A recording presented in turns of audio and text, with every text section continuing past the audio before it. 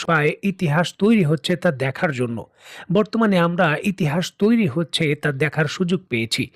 যুক্তরাষ্ট্র এবং পশ্চিমা বিশ্বের বিরুদ্ধে একটি মুসলিম দেশ ইরান কি করে সকল ইতিহাসকে গড়িয়ে দিয়ে নতুন ইতিহাস তৈরি করছে এবং মাথা উঁচু করে এই মুসলিম উম্মাহ দাঁড়াতে পারে তার যে একটি নজির স্থাপন করছে, সেই ইতিহাস আমরা দেখতে চলেছি।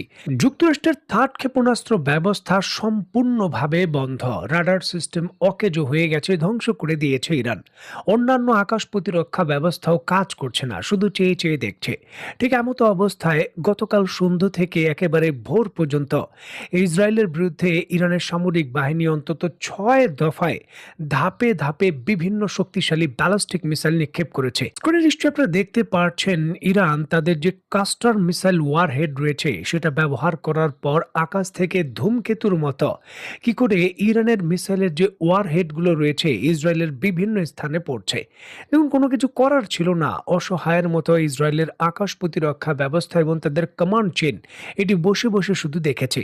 এবং রিপোর্ট আসছে 1.5 কিলোমিটার জুড়ে পুরো শহর উড়িয়ে দিয়েছে ইরান। স্ক্রিনে বর্তমানে আপনারা ইসরায়েলের তেল আবিবের একেবারে উপকণ্ঠে অত্যন্ত গুরুত্বপূর্ণ বাণিজ্যিক, সামরিক এবং বেসামরিক যে এলাকা রয়েছে তার দৃশ্য দেখছেন।